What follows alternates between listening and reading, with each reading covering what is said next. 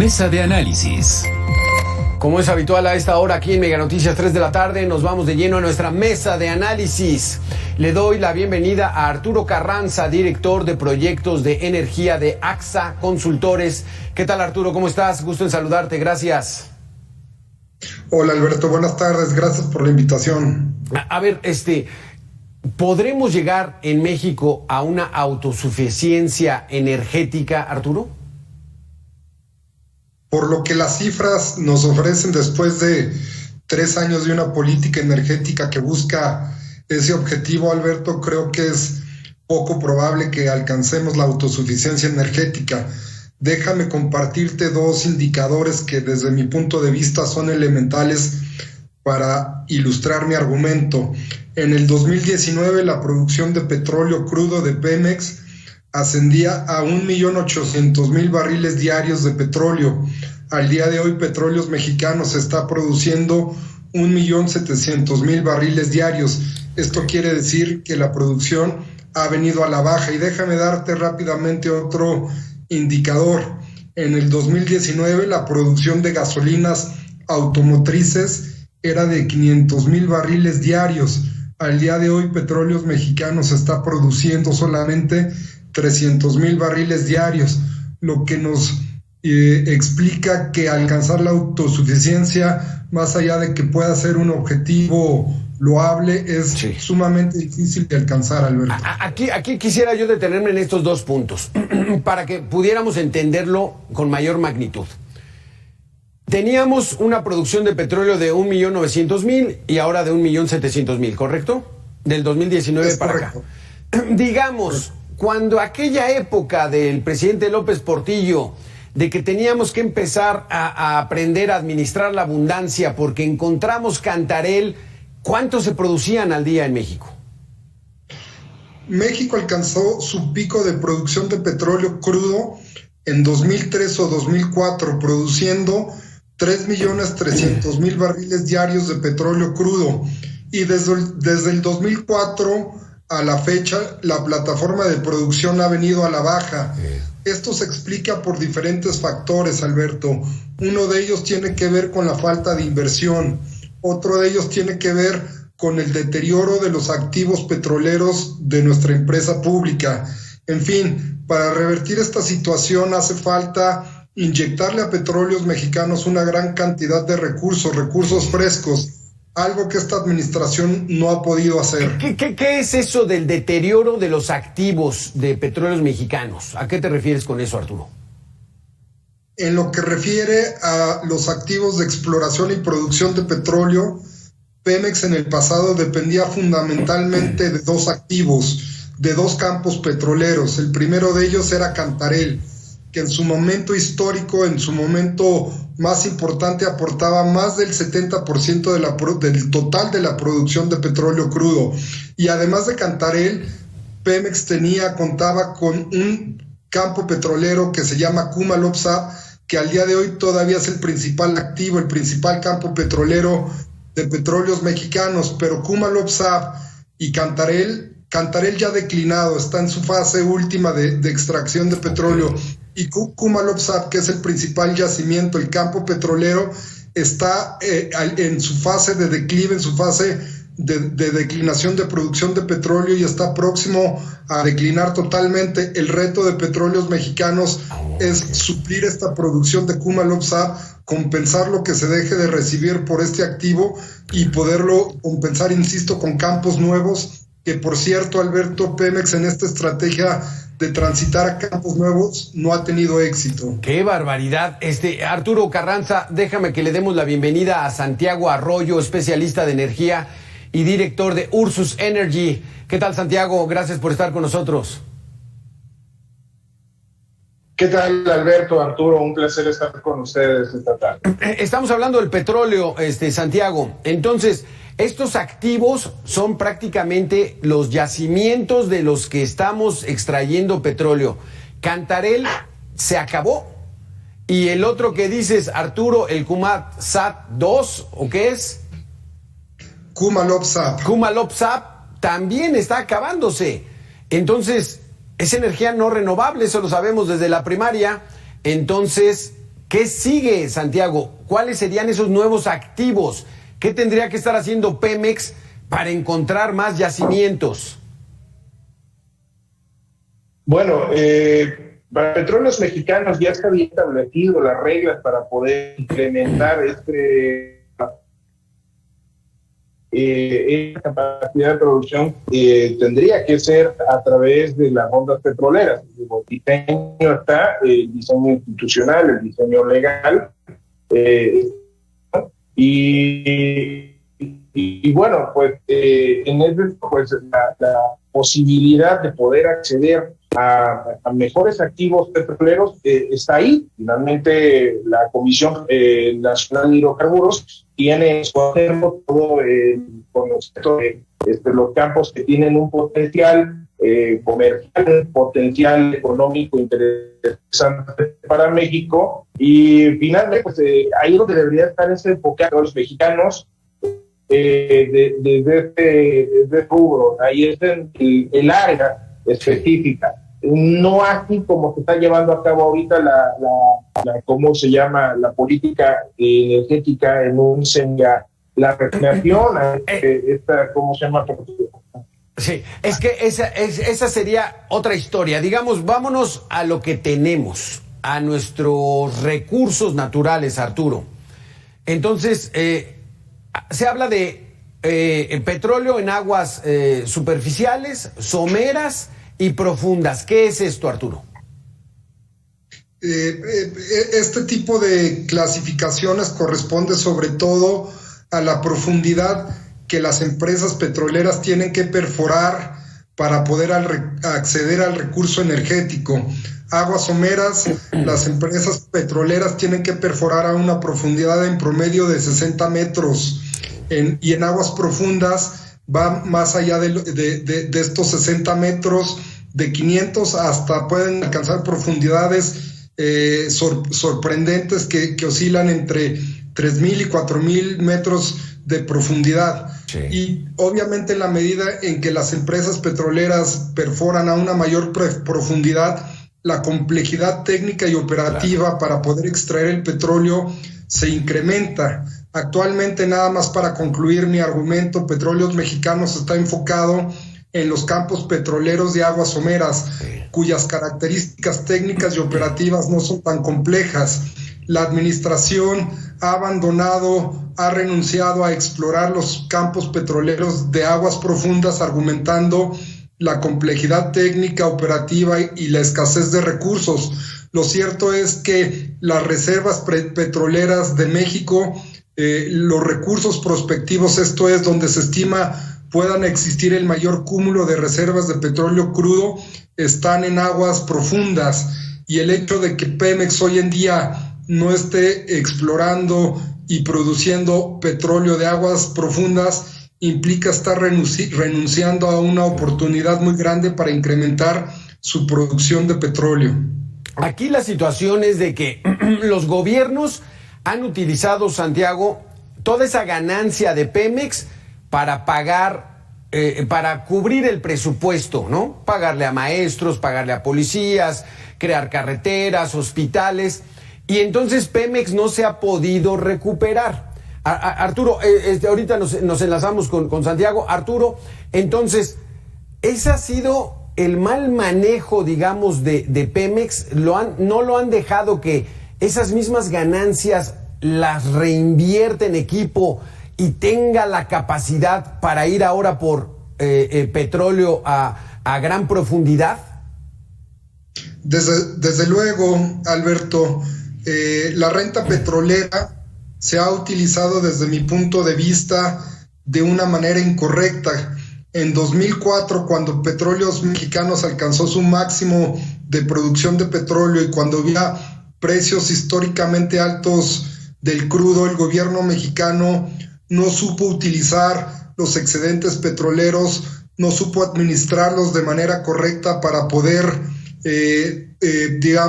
utilizarlos, para poderlos emplear de manera adecuada. Este asunto de la dilapación de los excedentes petroleros se discutió de manera profunda y seria en la reforma que se aprobó en el 2013 y por eso se construyó, se aprobó el Fondo Mexicano del Petróleo, cuyo objetivo es poder administrar de manera correcta la renta petrolera, los excedentes petroleros. Desgraciadamente, en los últimos años, las acciones que ha implementado el gobierno han socavado todas las herramientas de la reforma energética, y el hecho de que el Fondo Mexicano del Petróleo no pueda, obtener una renta petrolera mayor con el estímulo de las rondas petroleras significa que México, insisto, esté renunciando a poder emplear de manera óptima los recursos petroleros. Y entonces es una contradicción, Arturo, lo que estamos viendo, porque Pemex ingresa mucho dinero porque el petróleo está arriba de los $100 el barril, y entonces, pero ese dinero se ocupa para otras cosas. Algo está pasando con lo de la gasolina, ¿no? Todo este excedente que se está logrando ingresar por el precio del petróleo tan alto se está yendo al subsidio de las gasolinas. Aquí mi pregunta es, ¿qué porcentaje de la gasolina que se consume en el país la hacen nuestras refinerías y cuánto viene de los Estados Unidos? Desde luego, y esta es una pregunta que tiene que ver con la autosuficiencia energética, Alberto, también. Actualmente en México se está produciendo poco más, poco menos del 30% de los combustibles automotrices que se consumen en el mercado nacional. El 70% restante son importaciones de gasolinas que provienen principalmente de Estados Unidos. Y esta alta dependencia de los combustibles de Estados Unidos tiene una explicación que ya hemos comentado un poco, relacionada con la falta de inversiones en las refinerías de petróleos mexicanos, con el deterioro de las 6 refinerías con las que cuenta Pemex en territorio nacional. Para poder incrementar la producción de gasolinas es necesario, 1, incrementar la producción de petróleo, 2, incrementar la carga de petróleo que se les inyecta a las refinerías, y 3, incrementar los recursos para modernizar las refinerías de cuenta tal que puedan producir más combustibles. Claro. Todo esto requiere de recursos cuantiosos que, bajo el modelo actual de Petróleos Mexicanos, donde la empresa solamente recibe recursos públicos, es poco probable que se alcance la autosuficiencia energética. Aquí, Santiago, ya te retomamos la comunicación. Aquí te preguntaría yo, Santiago, la gasolina, bueno, los combustibles, gasolina, diésel, que producen las refinerías en México, ¿son de buena calidad? Si se le invierte más, ¿pudiéramos tener más gasolina de buena calidad o hay que traerla de Estados Unidos? Bueno, en este caso es una interesante pregunta la que planteas, mi estimado Alberto. Definitivamente la gasolina y el diésel, especialmente el diésel que producen las refinerías o el Sistema Nacional de Refinación mexicano, no cuenta ni siquiera con las especificaciones mínimas de calidad que establece la norma emitida por la Comisión Reguladora de Energía, la famosa norma CRE 16 del año 2016. De hecho, lo hemos visto en recientes ocasiones como la Comisión Reguladora de Energía hace una exención de cumplimiento a Petróleos Mexicanos, específicamente a lo que confiere o concierne al diésel, dado que el sistema de refinación no es capaz de producir un diésel que tenga una concentración menor a 500 partes por millón, y muchísimo menos tiene la capacidad de alcanzar a producir o a procesar diésel ultra bajo azufre, que son los estándares que establece la norma. Sí, lo mismo sucede con las gasolinas en menor medida. Sin embargo, incluso esta situación que estamos viendo, esta flexibilización normativa que realiza la Comisión Reguladora de Energía, es uno de los puntos torales que nos están reclamando los Estados Unidos de América y Canadá por virtud de estos nuevos conflictos con el Tratado de Estados Unidos, México y Canadá. O sea, que ese es un asunto político, Santiago, de que nos están atacando y robando la soberanía y los recursos son de México, pero en realidad la gasolina que produce Pemex es de baja calidad, Santiago, y entonces por eso hay que importarla, hay que comprarla a los Estados Unidos, y es la mayoría de la que se consume en el país. Sí, es correcto, vaya, ahora sí que el Sistema Nacional de Refinación no nada más no alcanza a cubrir, ni siquiera digamos con las expectativas, con las refinerías nuevas de Dos Bocas y de Deer Park, no se alcanza a cubrir la demanda que existe en México, incluso hay un margen que no se cubriría cerca del 40% de la demanda actual que se tiene, y eso que estamos hablando que es una demanda deprimida, es decir, todavía no alcanzamos niveles prepandemia. En este sentido, pues no nada más no se alcanzan las metas de demanda, sino también el Estado mexicano a través de Pemex nos está proveyendo de combustibles que ni siquiera alcanzan la norma, y esto pues por ende es un riesgo para los vehículos, para los consumidores, y no nada más eso, es un riesgo ambiental, toda vez que estos combustibles de mala calidad pues abonan y aportan a estas emisiones contaminantes de efecto invernadero y de crisis climática. Arturo Carranza, entonces la lógica del gobierno, y me refiero a la presidencia de la República, pues va en el sentido de que inauguremos Dos Bocas, construyamos Dos Bocas, ahí vamos a tener ya autosuficiencia. ¿Es así? ¿Va así de sencillo el asunto? Desde mi punto de vista, Alberto, es algo mucho más complejo. Santiago ya explicaba de alguna u otra forma por qué es difícil en las condiciones actuales alcanzar la autosuficiencia energética. A mí me gustaría complementarla con 2 puntos. El primero de ellos, hay que contemplar que la demanda de gasolinas y el consumo de estos productos no es estático y que se incrementa a través del tiempo, y en la medida en que la actividad económica vaya retomando su ritmo, en esa misma medida la demanda y el consumo de gasolina se va a incrementar, haciendo que sea necesario que se aumente la producción de gasolinas en México y la importación misma de estos petrolíferos. Y un segundo elemento está asociado con el parque vehicular. México es una población que tiene tasas de crecimiento poblacional importantes, y en esta medida cada vez se va a demandar, va a haber un incremento en el parque vehicular, lo que va a tener como consecuencia también que la demanda y el consumo de gasolina se incremente en la medida que existan mayores vehículos que transiten en territorio nacional, Alberto, de suerte tal que a final de cuentas el objetivo de la autosuficiencia establecido más o menos en 1.200.000 barriles diarios de gasolinas que ha establecido el gobierno se va a tener que modificar, tomando en cuenta que este 1.200.000 barriles no es estático. Sí, qué barbaridad, Santiago. Y ya de las últimas preguntas, porque se nos acaba el tiempo. ¿Es más barato extraer petróleo en México, refinar el petróleo, crear gasolinas, o de plano comprarlas de Estados Unidos? Bueno, de hecho es igual una gran pregunta, Alberto.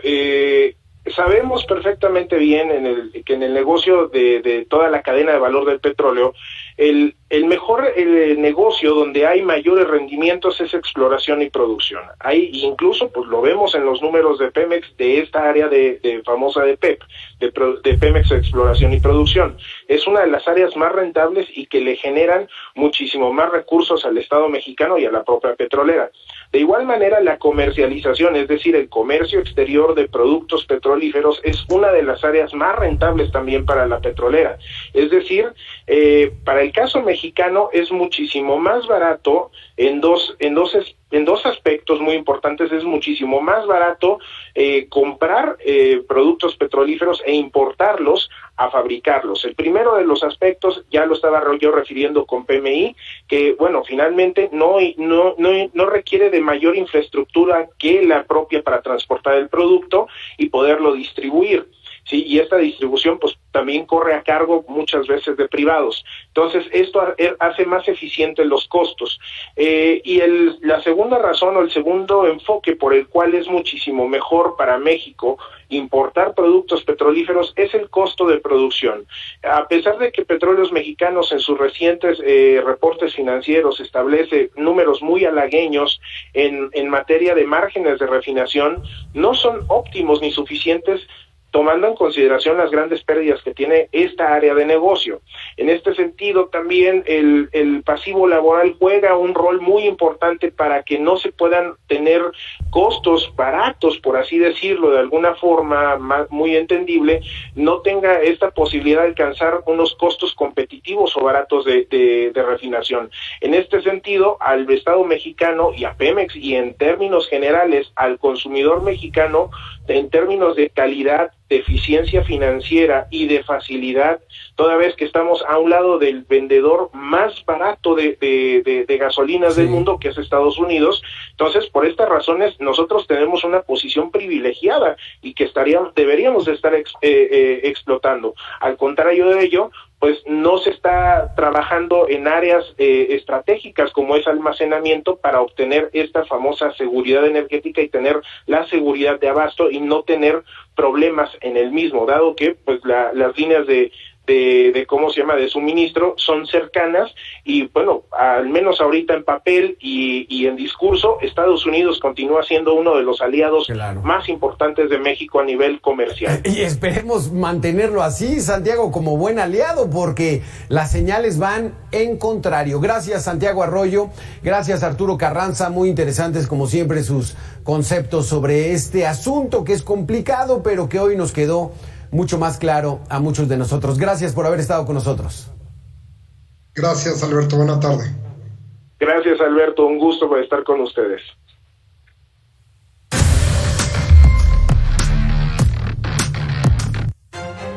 En julio, la inflación en México alcanzó un nivel no visto en más de